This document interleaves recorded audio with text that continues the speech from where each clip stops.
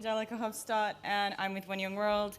It's my pleasure to announce and introduce the next session, the Global Youth Climate Inquiry, hosted by Mishkan Dureya. I want to welcome everybody here in Glasgow, as well as all of our digital attendees sitting back at home. And behind me, you'll find the Slido code, so please feel free to drop in any questions that you might have during the session that you'd like to see discussed at the end. Without further ado, please join me in welcoming Al Agnew, Kekishan Bazu, Sophie Cowan, John Elkington, and Maria Patsalos.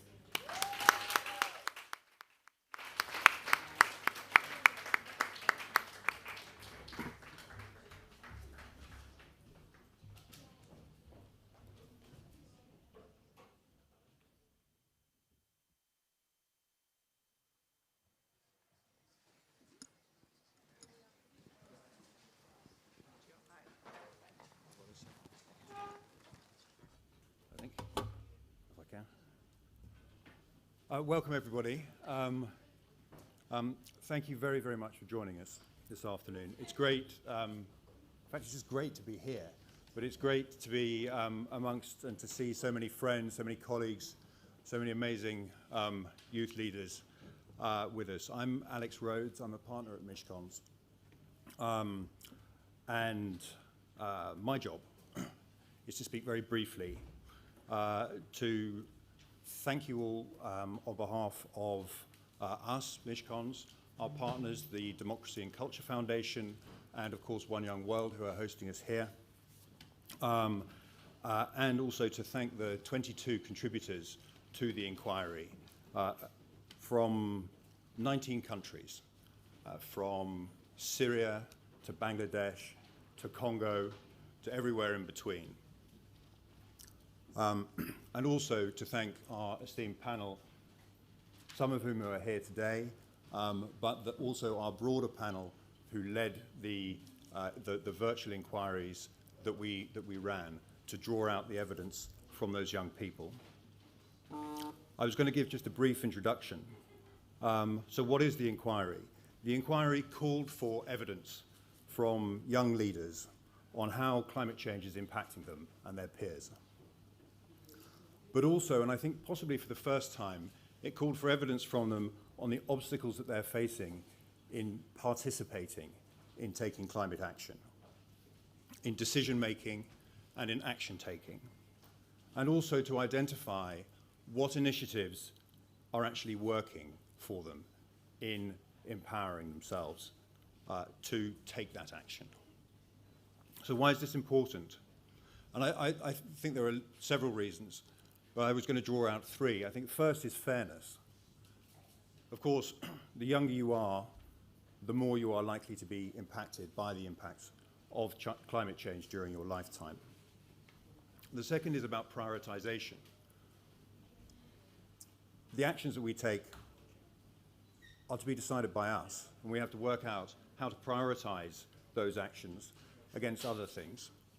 And it's important, I think, that young people's voices participate in the discussions as to how that prioritization of action, how that prioritization of how money is spent, how that prioritization as to how people are included at a local level, at a national level, and at a global level are made.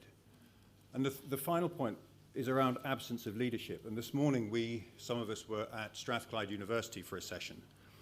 And I was just going to let you know what Professor Kevin Anderson, who was the former director of the Tyndall Institute for Climate Change, said, because it struck me rather. He said, civil society and the youth movements are demonstrating leadership that has been abdicated, in his view. That he sees that leadership is a partnership between a top-down and a bottom-up approach.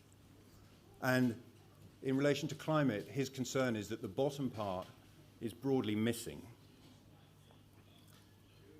Rather strikingly, he said that hope coming out of COP26, if it resides anywhere, he felt is in the communities outside the blue zone, and that they need to be engaged, even if that process is going to be messy and difficult.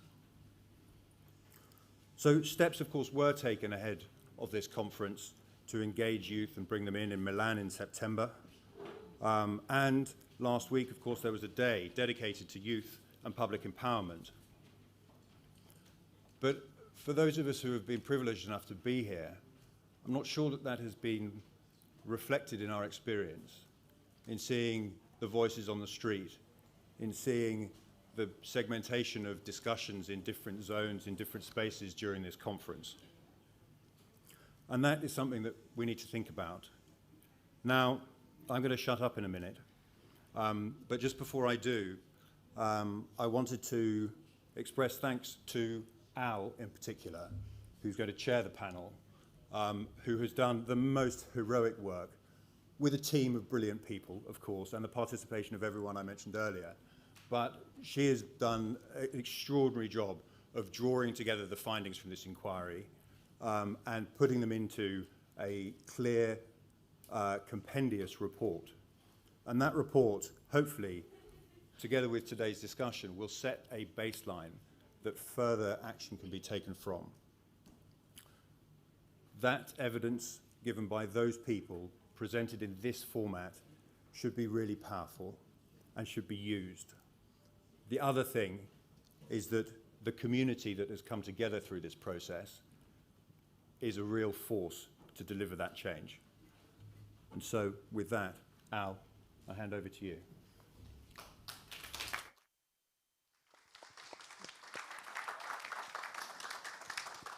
Thanks very much, Alex. That's very kind.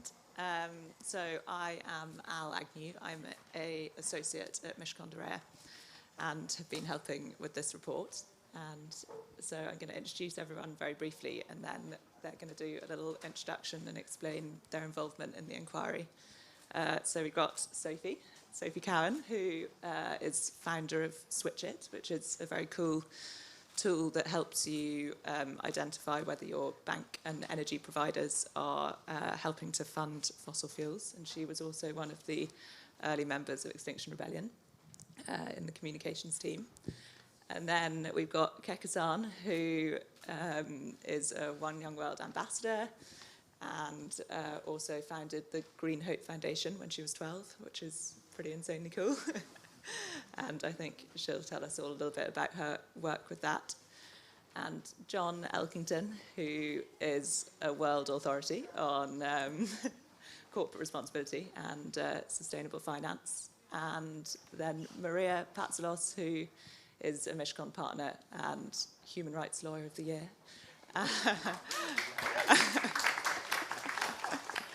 And heads up our climate migration project. So Sophie, over to you. Hello everyone, thank you very much for having us all and for this really fantastic process. It's been a really inspiring journey over the last few weeks. So my name's Sophie Cowan from switchit.green and previously coordinated the media team for Extinction Rebellion UK. And yeah, firstly was asked, so why do I feel that youth enfranchisement is so important? So I guess we all know that the future belongs to young people, and that's often one of the reasons why we're told to listen to them. But I believe there's something sort of even more important than this, as why youth voices should be listened to. Young voices are so often dismissed in global political conversations because they are perceived potentially to be newer to the world and less experienced, perhaps. But I guess the question is, what are they less experienced in? And I would suggest that they're less experienced in business as usual. And if we needed experience in business as usual in order to survive, then we wouldn't be in this mess. So when you're younger, I'm sure we all remember, you are more in touch with the world as it should be, I would argue, as it could be, and as it needs to be in order to support life. So if all of the climate conversations at the moment are about changing the way we do things, changing our financial system, our food system, or changing the system entirely, then in order to make this change, we need a revolution in imagination. And I really believe that that's where younger people can breathe this imagination into discussions, because they can highlight new perspectives that haven't already been sort of tarnished or they haven't been sucked into the current status quo. And I think we all know what that feels like. So yeah, I really believe that it's these younger voices need to be listened to so that people who have become so accustomed to business as usual can feel a bit refreshed in their way of thinking. So what did I learn from the inquiry? It was fantastic. There's just so much. I've got probably 2 minutes left to tell you about it. So for me, I was really struck by some of the analyses of the barriers to engagement. I think we need to be thinking about these a lot. So Paula Sleeman from Brazil, she spoke about the fake news phenomenon in her submissions. She noted that a large number of Brazilians are both receiving little information and are also overloaded with fake news. And this is just terrifying. And what she said this led to, which is the most terrifying piece of all, is a feeling of powerlessness. Nishad Shafi from Qatar talked about the declining political engagement, stating that lower voter turnout and membership in political organizations can indicate a belief that such actions do not truly allow people to influence processes, and this will affect outcomes. So I think we all know that apathy you can feel when you're looking at a political leader talk about what they're going to change and feeling like you have no power in changing their belief system and actions. But I think this is what we need to change, and clearly that's what youth voices are bringing through. So lastly, a couple of pieces that really stood out for me. The pieces that stood out for me the most, because this is what I'm particularly interested in, are the ways that people brought ideas of shifting psychological narratives. So disrupting how people think in a positive way to inspire. Aisling McCaffrey, who co-founded the Green Team Network from Ireland, one of the contributors, she works from the inside with the Irish funds industry to encourage collaboration, engaging people in a different way of thinking and working in changing narratives into a bigger industry. And finally, Amira from Puerto Rico was just a hugely inspiring person. She's a geographer and a water resource specialist. She was epic. She ran a sustainable water consumption campaign, and she got her whole university to bring in a new way of treating their water systems and empowered the whole team that ran the university to ban the sale of non-reusable water bottles on campus. Now, to finish on that, I just don't think that non-reusable water bottles are going to save the world, but what is empowerment of people to believe they can make a difference, and I think that's really what came through the most from the contributors. So, thank you very much. Thanks very much, Sophie. Yeah, I really liked what Ailing had to say about it being about storytelling and finding a kind of narrative to make kind of financial institutions make it make sense to them, and that sustainability should, that it shouldn't just be a pat on the back kind of thing, that you have to find a way to tell the story in a way which gets everyone like that on board. So thanks. Hopefully we can talk about that a bit more later. Kakisha, would you? So it's working, yes. Hello, everyone. My name is Kakisha. I'm 21. I am a United Nations Human Rights Champion, a One Young World Ambassador, as was mentioned, and I'm the founder-president of Green Hope Foundation, which is a global social innovation enterprise that works across 25 countries with over 225,000 people to engage, educate, and empower particularly our children and young people to bring about change in their own zones of influence. Now, before I share my thoughts on the inquiry, I'd like to show a few images. So up here, you can see the pictures of an informal settlement in Monrovia, which is the capital of Liberia, where my team and I engage with the young people on climate education. And they live in terrible conditions. The water body that you can see there is their only source of livelihood because fishing is their main profession. They have no access to proper sanitation. And when they have climate change-induced heavy rainfall, this water body floods. And you can just imagine how negatively that impacts the people living over there.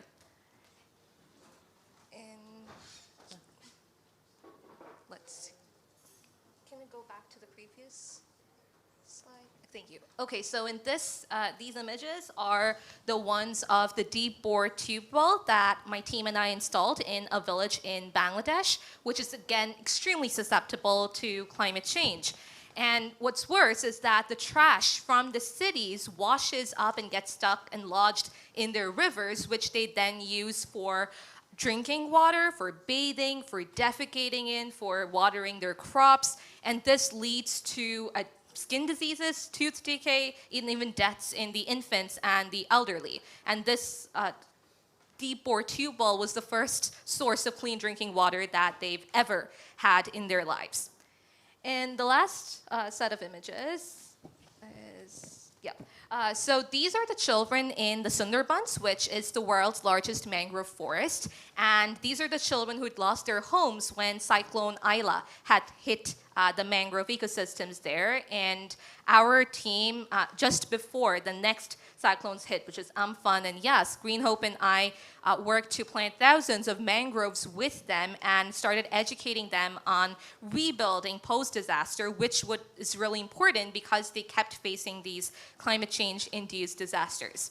And I'm not sure how many of you know this, but after cyclones Amphan and Yas hit, many of the families in these communities that we worked in had to sell their daughters to older men in the name of marriage because they wanted to put food on their table at night. So the reason I'm talking to you about all and showing you these images is because these are the ones that are affected most by climate change. And what they also have in common is that none of their children go to school. So they're faced with the climate crisis that exacerbates their lack of access to education. And now when we talk about mitigating climate change and young people doing so, the popular narrative right now is that the solution is to strike and miss school. And what any of these children whom I showed you, the question remains that do you think they'd ever want to strike and voluntarily miss school? And the answer is no, because they don't go to school, because they can't afford the books, it's not safe for them to do so. And their role in this whole climate justice movement is that they want to bring about change, and for them, climate action is rebuilding their communities. And that is exactly what we do with them, whether that's building resilience or by planting fruit trees with them for long-term food security, or conducting workshops in academies where they earn their prizes of stationaries and books, so that it's never a charity from our side, but self-empowerment and tools for self-empowerment, because that is what they need. They'll not benefit from the blame game. They will benefit from infrastructure, tools of empowerment and self-empowerment, and resilience building. And that is the narrative that should be at the forefront of this climate justice movement, not just looking at young people as strikers and protesters, those who hurl abuses or blame the government and not hold themselves accountable, but young people who are actually bringing about change at the ground level every day and fighting against climate change. And that is what myself as a contributor and my fellow contributors as well, was really heartening to see reflected in the inquiry, that we need to move away and shift the narrative to the actions on the ground undertaken by young people and recognize the hard work that they're doing every single day to fight climate change and the localized actions they're taking, because what works in Europe or the US or Canada is not going to work in the global south. We need those localized actions, and I think that is what the inquiry really reflects, and the voices of the young people who actually work on the ground is reflected in that. So I'll stop there. Thank you.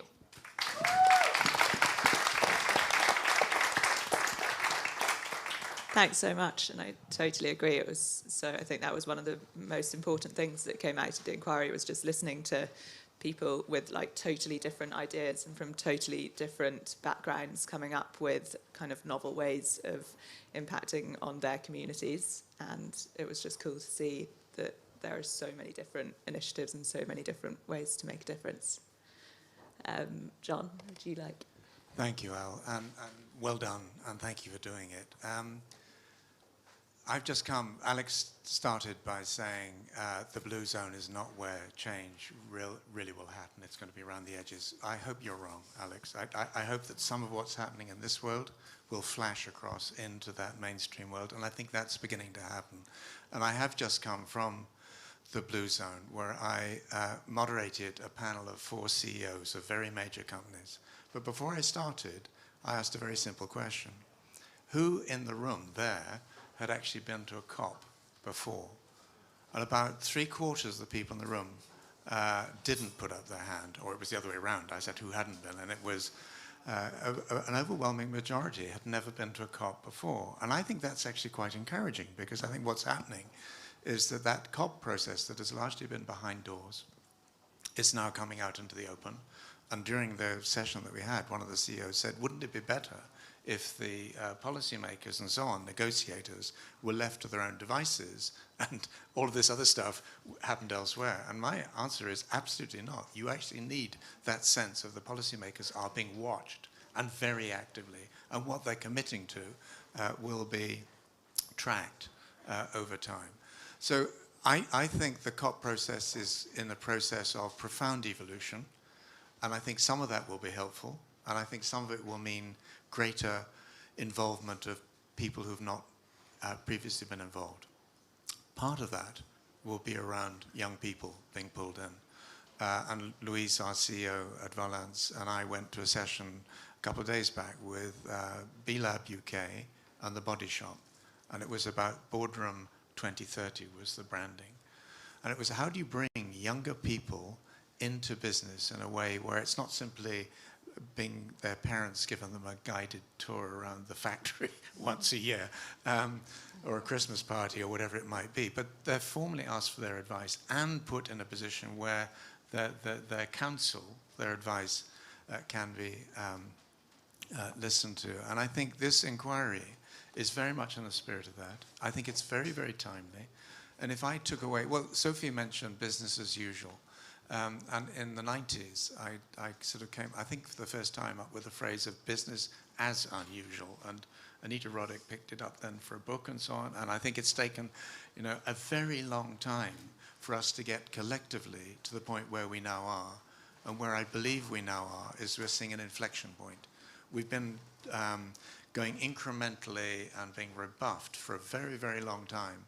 The next 5 to 7 to 10 years are going to see extraordinary shift in consciousness, in action, and so on, but it won't always go in the right direction. So that's again where we've got to be very, very careful to monitor what's going on. And on business as unusual, I talked about language. The one thing that sticks in my mind from the inquiry really powerfully is people saying, we don't speak English. And much of this debate is happening in English. And I think one of the things that we've got to do is not just pump this out in a sort of broadcast way in other languages. We've got to be able to listen. We've got to develop the capacity to listen to people of whatever age. I think its finally point is just, we've really got to focus on young people now, but if we forget older people, you know, I was just hearing the ages, it's like being in a youthful suspects lineup, this one. I'm 72, and I feel in a weird way I'm only just getting started. And we've got to remember older people, because if they don't get involved, if they don't understand this stuff, if they see it's something that's just for younger people, they have the power to get in the way, and so I think we've got to bring them along as well. But thank you, Mishkan Durea and One Young World for making this a possibility. Thank you.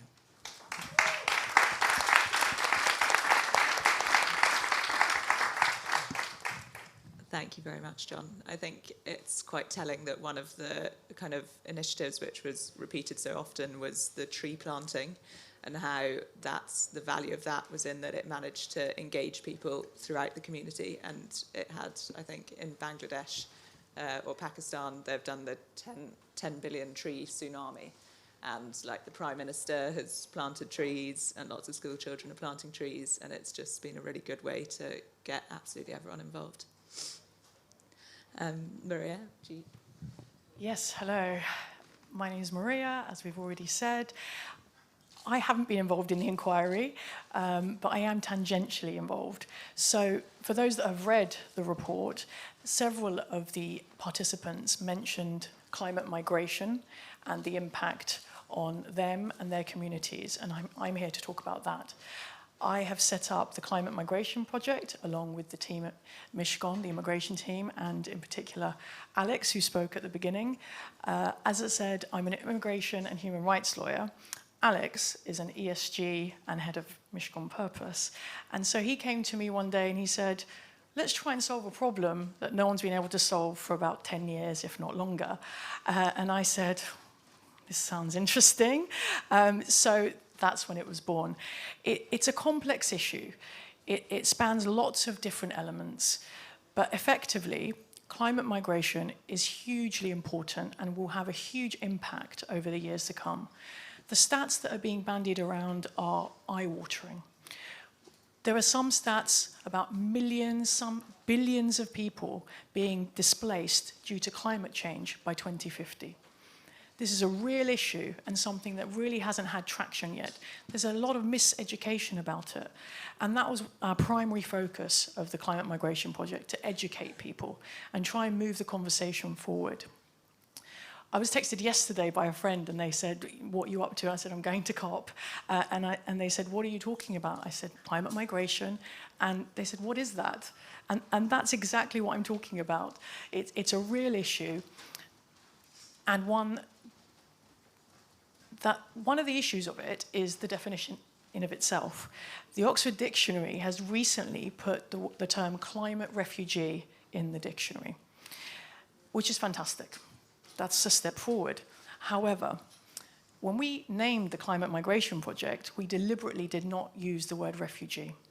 The reason for that is there are lots of negative connotations with the word refugee, plus it's not technically legally accurate. And as lawyers, of course, we couldn't have that. So for those that don't know, there is no legal framework for people who are displaced due to climate change.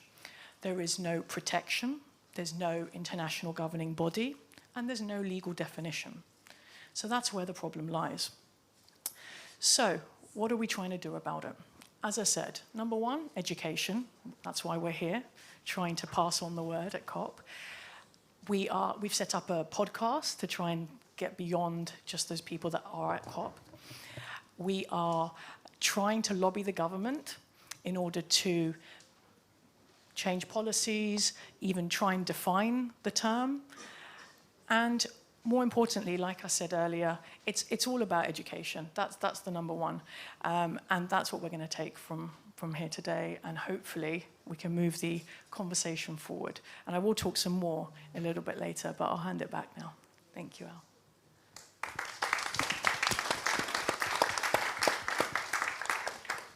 Thanks so much. So I had a couple of questions which I thought were particularly interesting from the inquiry, which I thought I'd get started with, and then everyone else can ask theirs. So one of the things which I thought was particularly striking was the evidence that we heard that decision makers, like the contributors, are heard by decision makers, but that what they say is never fed into any kind of policy decisions. And Amira, shout out to Amira again, gave me one of our favourite quotes from the inquiry. She said that in places that aren't designed by youth, leaders talk about youth like they're a thing. We need to find the youth. And then they're like, oh, we need a picture with the youth. And then they're like, yeah, we've got the youth voice. Okay, next. Which was just fantastic. So I wanted to know what you guys think about what we can do to ensure that youth voices are heard, and whether things like the Future for Fridays for Future demonstrations are actually effective in making the youth voice heard. So maybe, Sophie, that's a good one for you. Yeah, it's a massive question. And yeah, tokenism is a thing, and it's shit. And yeah, I think we've definitely seen that in my role as Extinction Rebellion, with Extinction Rebellion in the media team, placing people in interviews. You know, it was interesting to see when media decided to pull particular voices because they didn't have time, and you know, they'd kind of say that they would be interviewing particular people, and then whoops, there's no time. And so I think the media some corners of the media have a huge role to play in this. In the question about Fridays for Future and whether that has an impact on policy, I thought it was quite interesting actually hearing your analysis of the fact that essentially a large proportion of the world's kids can't take part in, you know, they can't do climate strikes, and that's I totally agree with that. That's, you know, it's not the solution for everyone. And I just wanted to sort of bring out that point, which I really believe the role of Fridays for Future and mass protest, essentially, is to disrupt the narrative. It's to bring an energy in which will get reported on by the media, especially if it's disruptive to business as usual. Then the role of those organisations and their media teams is to platform the voices that will not be heard if you just pitch that story to a media channel on a normal day, because those stories don't get picked up by the media enough, and you need a disruptive moment in order to open the space and open the conversation. So I believe that the two can work very much in partnership.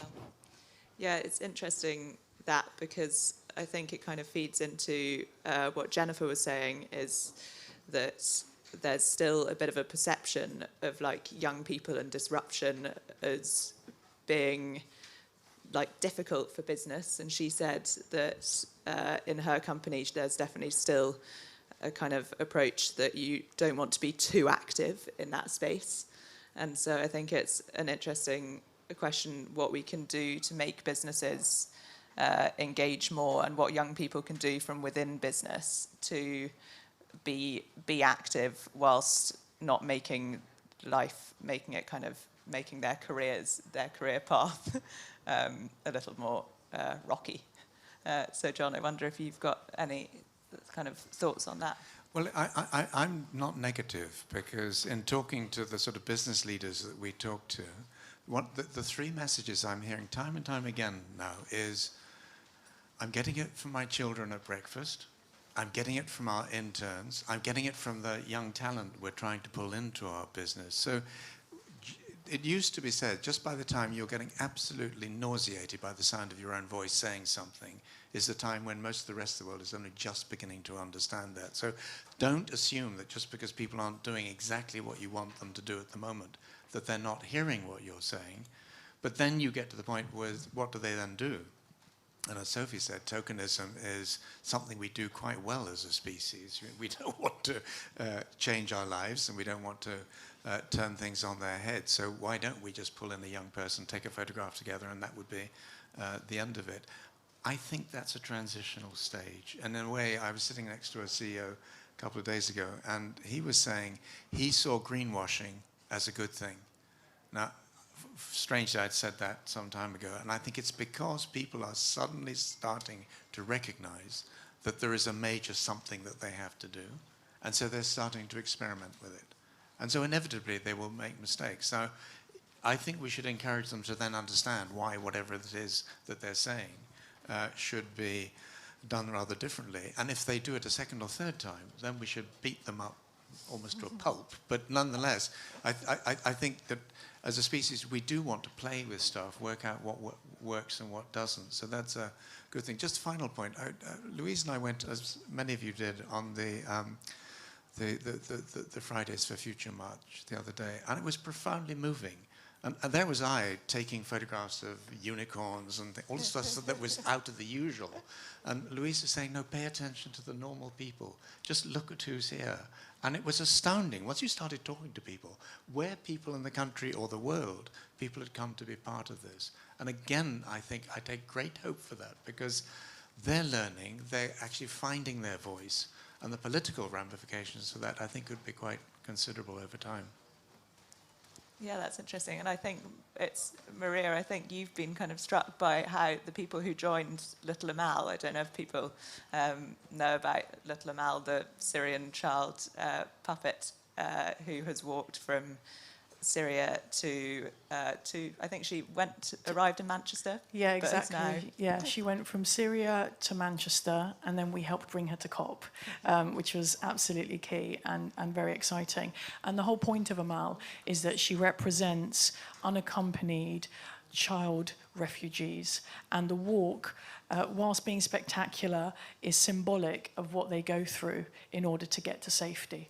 And it's been a hugely incredible theatrical experience. And as I said, she's going to be here tomorrow, so please do come out. She's going to be walking across the bridge. I think it's around 1:30 p.m. And it's incredibly powerful.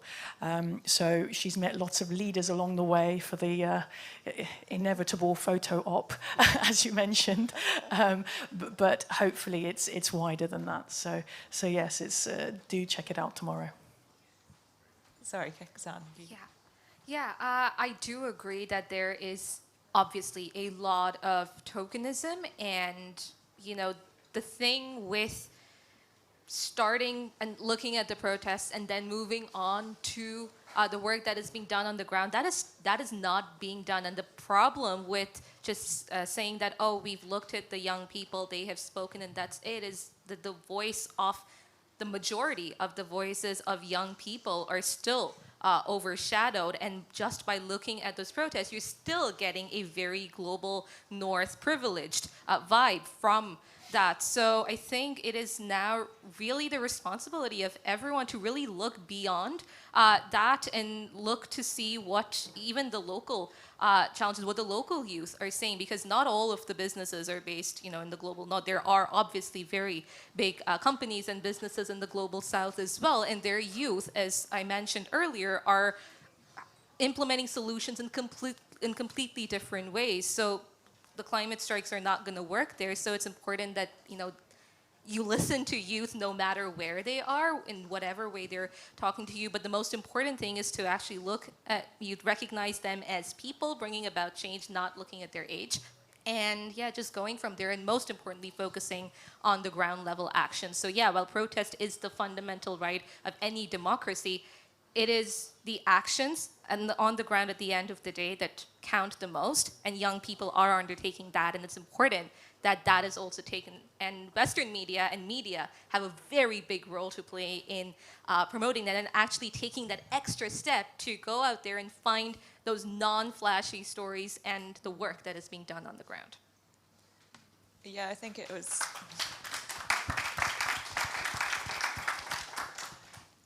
interesting what Nishad said about, so he's from Qatar, and there are anti-protest laws there, which, incidentally, there are soon to be more anti-protest laws here, but hopefully not to quite the same extent.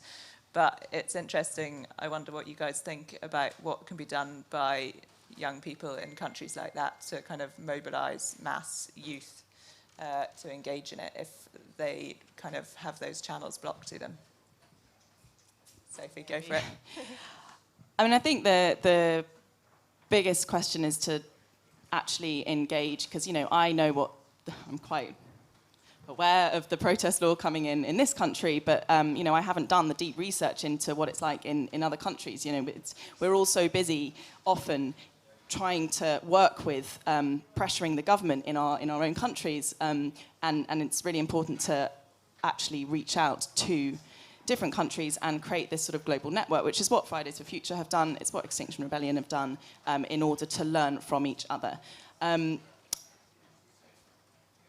I still believe there's, as Kakisha said, and I need to say it again, such an important role for the media and also big corporations that have massive platforms to be able to share the learnings from different countries and share the stories from different countries. I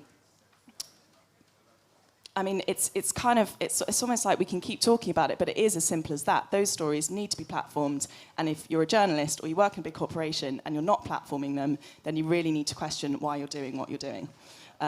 it does make me quite angry when people go, oh, I have to be kind of, I have to be neutral in what I'm reporting because that's my job. And it's like, how can you be neutral in a world like it is today? Yeah. And I think so often they're not neutral. I think, they're driving unrest. I think, John, it was you who said that we're possibly 3 years away from serious civic unrest in relation to this. And I think the media has such a role to play in that. I don't know if you agree. Sorry. I've said it often before, but in the 60s, I was part of a generation that wanted to change the world and set up all sorts of protest groups and so on to do that. And then a particular point came in the 1970s where a very small subgroup of that world, got so frustrated with the lack of change, they started blowing things up. One of my friends at university went to prison for 10 years for trying to blow up British government ministers. What Anna Mendelsohn didn't help the cause, because what it did was to enable the deniers and the skeptics and all the rest of it to say, but that's what you're going to get if you go down this track. We need order, we need authority, we need all of that sort of stuff. The reason I say that it's probably not even 2 or 3 years, is to keep younger people who are going out on the demonstrations to some degree on side. Is if we don't do it properly, history never repeats itself, but there's a very real risk in my mind that these protests start to go to a very different route and it's not going to be politically constructive. And I've talked to business people, and some of them are old enough to have experienced that, can see that risk out there. And it's one of the things that's sort of saying, we have a window of opportunity now where we've got to engage. But then the question is, how do you do that in a way that is not formulaic? And if I can just say one other thing, the thing that really struck me about the Boardroom 2030 event that I mentioned, very good in spirit and intent. I don't think any of the 5 young people who came to that virtual boardroom had done proper research on the Body Shop, who were hosting it. And so David Boynton, who was sitting at the end as the CEO, was being told to do things that the company had done 20 years ago. And I went up to him afterwards and said, thank you for being granny and being told to suck eggs, but we've all got to do our research. We've really got to understand who these people are. We've got to understand how they see the world if we're going to influence them effectively and have that operate over time. Yeah, to be completely honest, especially when we're dealing with a complex issue like climate change, I don't see why protest is viewed as the first solution that a young person or any person can undertake, because no matter where you are in the world, you see a problem, you should act. And just, with a problem like climate change, as an empathetic, responsible global citizen, hold yourself accountable as well, even if you haven't created the problem, to see what you can do to bring about change. And as I mentioned in my remarks, there are so many things that young people are doing around the world and can do around the world to bring about change, and not through criticizing the government or protesting, but working with the government and with the private sector. You mentioned Qatar. We have members in Qatar, in Oman. I'm Canadian, but I was born and raised in Dubai. And let me tell you, I have never seen a better partnership of government, private sector, and civil society working together to bring about change within the nation, to make the citizens and the denizens of the country happy. And which is why I am able to sit here and say that partnerships with government and with young people, it's absolutely possible. It's just really important to build that trust from both sides, from governments and from young people, and see what the unique experiences are that are brought to the table, and then just move towards looking at our common enemy, which is climate change, and not each other. And yeah, ground level actions every single day are the ones that count the most. And just from my side, with my team members, we've planted like over 400,000 trees across the world, over 7,000 mangroves, and those are to restore ecosystems in the most climate vulnerable areas. So for us, that energy that we can use to protest, instead we use that to restore ecosystems, help protect communities from climate change-induced disasters, ensure that they have access to education. We've just installed a solar-powered mobile library that takes books to the doorsteps of children who've had to drop out permanently due to COVID, due to climate change, most of them being girls, to ensure their literacy continues and it's powered by clean energy. So there are a lot of examples of grand level change that can be brought about that doesn't have to involve protest. So it's really important that that is recognized and brought to the mainstream. Thank you.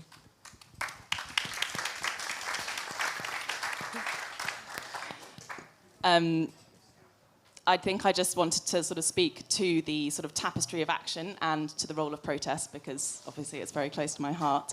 And I do believe that we should be engaging younger people there should be more opportunities for younger people to engage rather than just going out on the streets.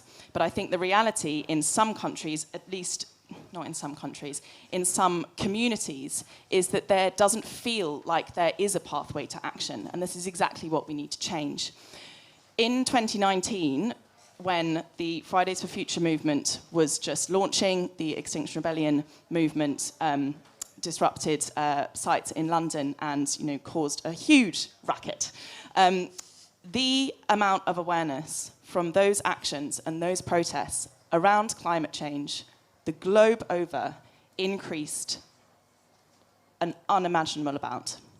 And if you want to go and look it up in terms of media coverage, there are plenty of reports that talk about 2019 and the increase in awareness of the problem.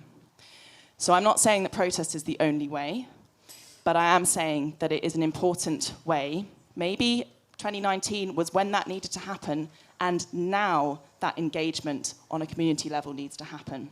But I do just want to really stress the point that without this kind of awareness, the funding doesn't come through for community work. The coverage doesn't come through for community work. And we need to be involved in a tapestry of action to really work together and not against each other in order to help platform the projects that really youth can then start engaging with.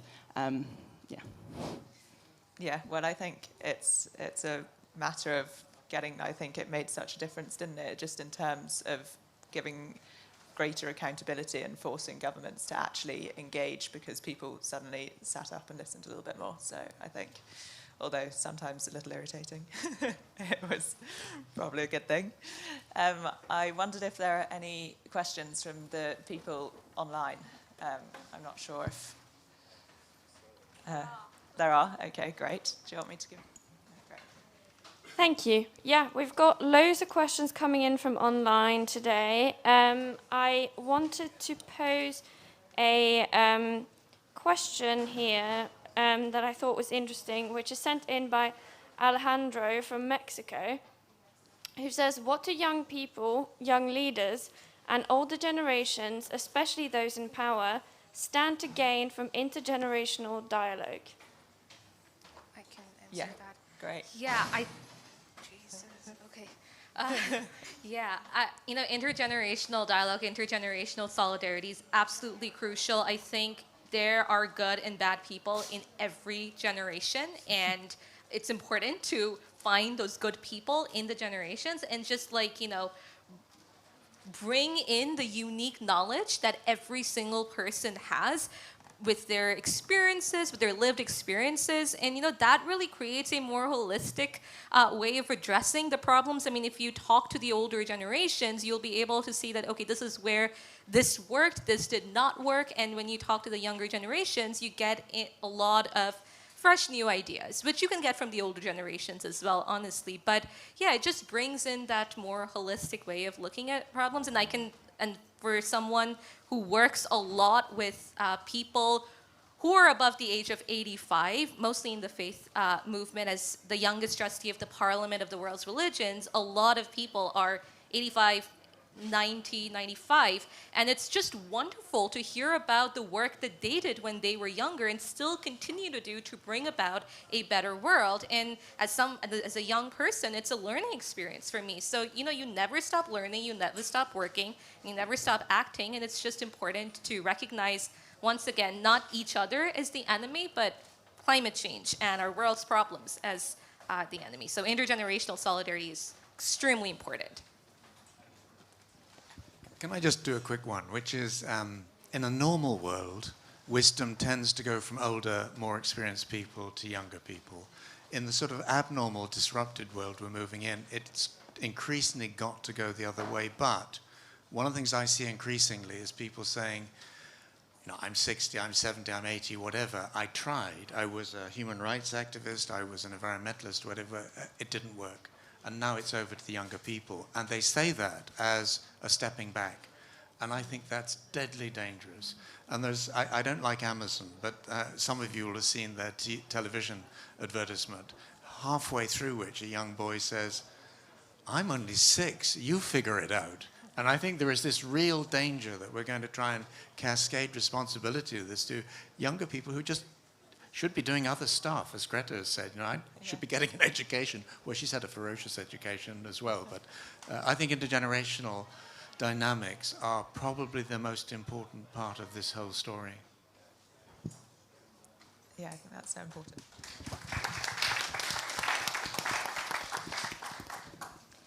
Thanks a lot.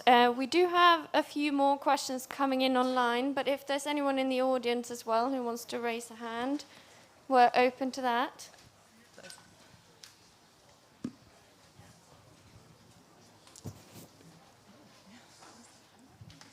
Hi. You talked about the important role that the media has, and you know, commonly, I used to work for the BBC once upon a time, and you know, the importance of impartial reporting has always been a byline that has been given. But the reality is that the media themselves have been lied to countless times, and obviously now we're seeing ITV, BBC, and global publications making pledges to report the truth around climate, when actually historically, because they were lied to, because the research was held from them, how do we continue that journey though? How do we make sure that they're not lied to? Does the responsibility lie with investigative journalism, or is the onus on us as well? Sophie. Just to say, in looking at the BBC or CNN or New York Times or whatever, we're quite often looking in the wrong direction, because media coverage has escaped from its cages. It's everywhere in social media. And false facts, whether we like the fact or not, are now endemic. And I think they're having a very corrosive effect. So by all means, let's look at the big traditional players, but I think we've got to look at how we regulate some of those other ones as well. Yeah. Yeah, just following on from John's point, agreed. And I think when it comes to what we can do to act, looking into campaigning and pushing the Murdoch press, isn't it? Let's be honest, which does to a large extent rule people's opinions up and down this country and in many countries across the world. And what I really, really hate about that the most is that it's presented, as we know, as factual information, and people, it's not the people who are reading its fault. They're just going towards things that, you know, feel like they've got, there are some incredibly, it's like, I used to work in advertising, right? And the strategy world in certain advertising agencies is specifically about wanting to connect with you through gluttony, as we all know. Now, what is it that sort of many, you know, tabloid press really are trying to do? They're trying to connect with you through fear, outrage, anger, and ostracization of another group that doesn't feel connected to you. And that's the reason why the politics is the situation that it is in this country. It's the combination of the media and the government working together to campaign to change the way that people vote. So yes, we can be angry at the government, but let's also turn our vision to the Murdoch press specifically. Let's look into the journalism regulation in this country. Maybe it's not regulation, it's just communicating with people in a way that is not manipulative. And yeah, I think we need to look more into that. Yeah, absolutely. I think media has a very powerful role to play, and that's what people look to, and particularly Western media. And my experiences with them, they pick up what they want to show. Not everyone, but some of them do, and that is how, yes, they do connect to people in that way. So it does, the responsibility does partially rest with investigative journalism and ensuring that the right things are shown. But at the end of the day, if the journalists and the people in the media houses don't want to show a story, because it's not flashy or they don't think it's going to catch someone's attention or it didn't catch their attention, they're just not going to show it. And the best way to combat that kind of apathy in any field would be through education, obviously from in the school environment, at home, everywhere from a young age, so that any career that they choose to pursue, including journalism, which is extremely important, it is a way to actually help and reach out to people in the right way and give the facts. The other thing I would say is that there is also a severe lack of data. In that sense, the reports that journalists report on, a lot of that is not even reflective of the lived experiences of those on the ground. So, and there you can cite here the gender data gap, how women's issues are not talked about in climate change or any other issues, how young people's voices are often left behind in their lived experiences. So then it falls upon those investigative journalists to ensure that those voices that are not heard and those experiences are not swept under the rug as usual and not reflected in the data, but actually, are taken out to the world. But yeah, it's a collective responsibility, but a lot of that responsibility does rest with the journalists and those who put the news out there. Would you like? Yeah, go on. Well, I guess, yeah, agreed. And I think, placing, again, we can't place too much responsibility on the journalists.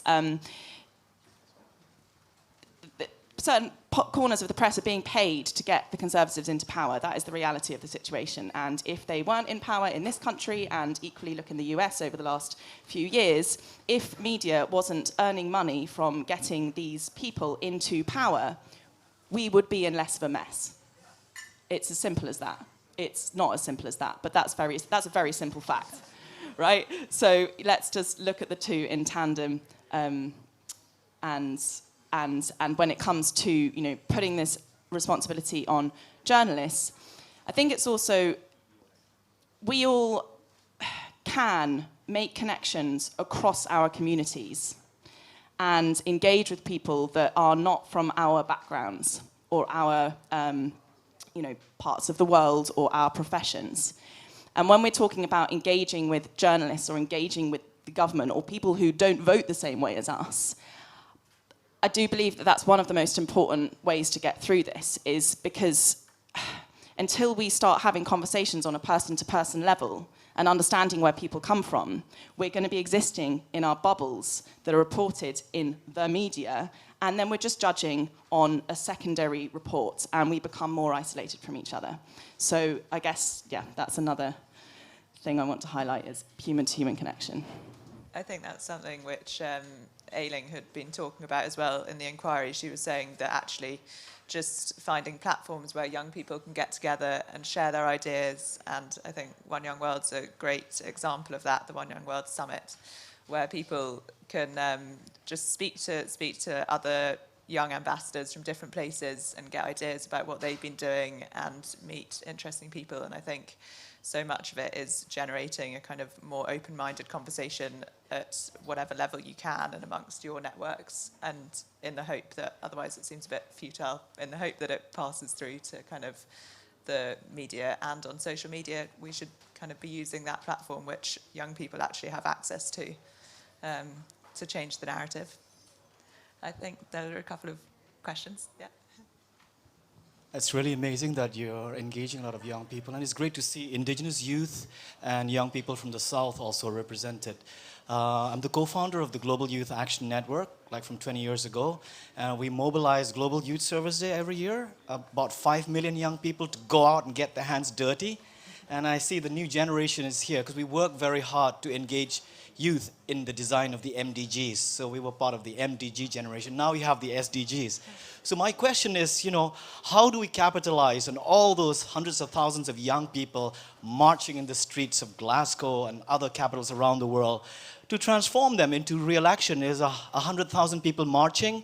If those 100,000 people go up to the highlands and plant 100,000 trees, that would be 100,000 tons of carbon maybe over the lifetime. I'm just saying real actions, because peer-to-peer lending is it. I mean, we're working in the Sundarbans, we are restoring mangrove ecosystems there, and we are de-risking farmers who borrow 25% loans, microloans.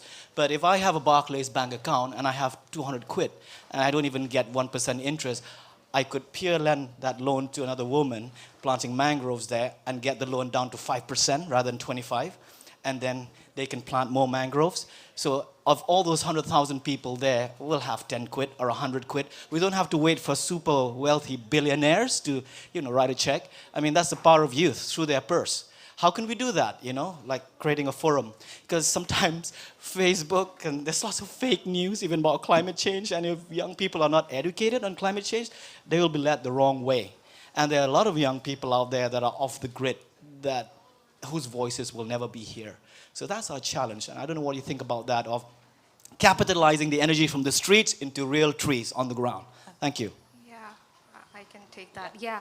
Well, education is the main, you mentioned peer-to-peer learning. Education is the most important tool that is there in education for sustainable development, empathetic education, and yes, turning the energy that is just used in blaming or protesting into actions on the ground. And I completely agree with you on the part where you said that planting those 100,000 trees, that is what actually can offset our carbon footprint, and definitely that of all of the people who've traveled here in instead of traveling by solar boat to make a point or to get media attention, using that amount of money put into that into powering entire villages in rural communities to bring about change. So I would strongly advocate for ensuring that education for sustainable development is instituted, and that people and young people and children around the world are taught that even if you are not facing a challenge, the daily challenge, it doesn't mean that it's not going to affect you. It is affecting you as a human being, because your fellow human being is getting affected as well. And we have seen firsthand how that education is being transferred, and I'm sure as someone who works on the ground as well, you've seen that too. So yeah, education really, really does help. I think we often don't think about how powerful a tool that is. And once we're able to put that in, even if it's not in your school, even like educating yourself, educating your family, educating your community, and going out there and putting that onus on yourself to find out what is wrong with your community and then working on that, I think that is really, really important. So really education at all levels. So I hope that answers your question. Yeah, I think we had, we're actually nearly out of time. Well, we are just out of time, but we've got another question. I don't know if we're allowed to run over, but yeah. Sorry, I just wanted to quickly touch on the pressure we're putting on young people, and especially climate anxiety. And I think it's a really important topic when discussing like the pressure that John was saying about like the elderly people shouldn't be saying we're leaving this up to young people. I got involved in school strikes when I was an au pair in Stockholm, and I didn't go necessarily because I thought the protest would be impactful. I also went because it was inspiring, it was enjoyable. I met people, I educated myself, and I also felt guilty if I didn't go. And I think if there's just some thoughts you could share maybe about climate anxiety and why it's a really dangerous impact in this period. I just want to say one thing quickly, which is that climate anxiety is now in the Oxford Dictionary as well. So, sorry to raise that, but you're absolutely right. It is so important, and it's been recognised. But I will hand over to the experts in that. I can just say something really quickly about that. Yeah, the really sad thing is that all of these code reds for humanity with IPCC and all of that, it's been really looked at with a doom and gloom perspective, where it's just telling people all around that you can't do anything, and young people specifically that you can't do anything, particularly in the Western world. And those who are affected most by climate change, they don't have the privilege of thinking that way or falling to climate anxiety because they have to act to survive. So I think the main thing that we can do to combat that kind of climate anxiety is putting out those concrete solutions out there and showing the people the impact that those solutions can make, and that change can be brought about through individual ground level action. So I'll give you an example. When we installed when we built toilets next to the schools where we provide them with climate resilience education, we realized that the girls who used to miss out on school because they didn't want to come to school because of sexual harassment, they didn't feel safe, they were now coming to school, and they were bringing about that change because they got climate resilience education in their own zones of influence over there. Or in the more urban context, some of our programs educate children on biodiversity conservation and turtle conservation back in my home in Toronto. And it's just wonderful to see how those young people are taking those steps to preserve their natural environment. And they are not falling to climate anxiety because they are seeing the change being brought about firsthand, and they're implementing those solutions. So yeah, I think it's important to move away from the doom and gloom perspective and actually, and again, media plays a very important role, put forward those concrete actions that are being taken and the change that is being brought about. Sophie, what did you...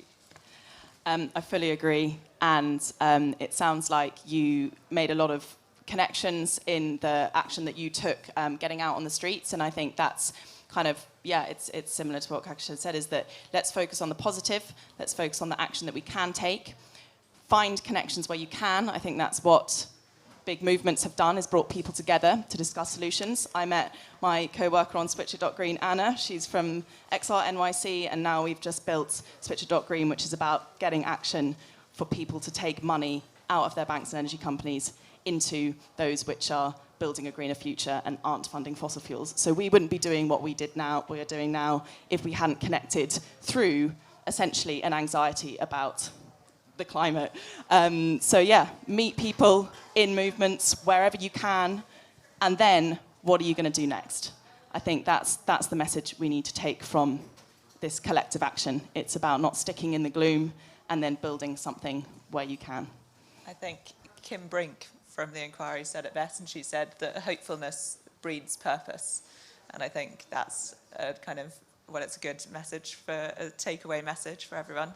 And in the report, there is a list at the end of the report, which there's a QR code for anyone, or there are some business cards down there with the QR code to access it. But it has an amazing list of all of the initiatives at local, national, and global level, which the contributors mentioned, and which they kind of endorse as having been a real success. And there are lots of different kind of themes and keys to their success, which we talk about more. But I think it's a real testament to the fact that there is hope and there is action being taken. And yeah, I think we can move forward hopefully in a positive way from here.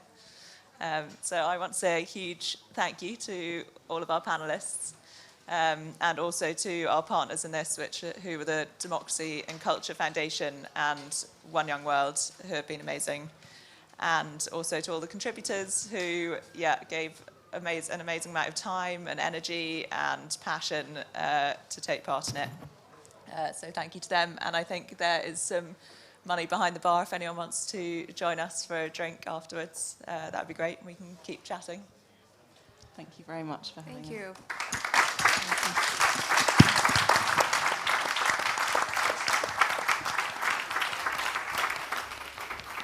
Thank you so much. Thank you to our fantastic panel for such an insightful and fruitful discussion and bringing it to the table and to the forefront of this conversation. Please stick around for the next session at 5 p.m. and tune in as well. Thank you so much, everybody.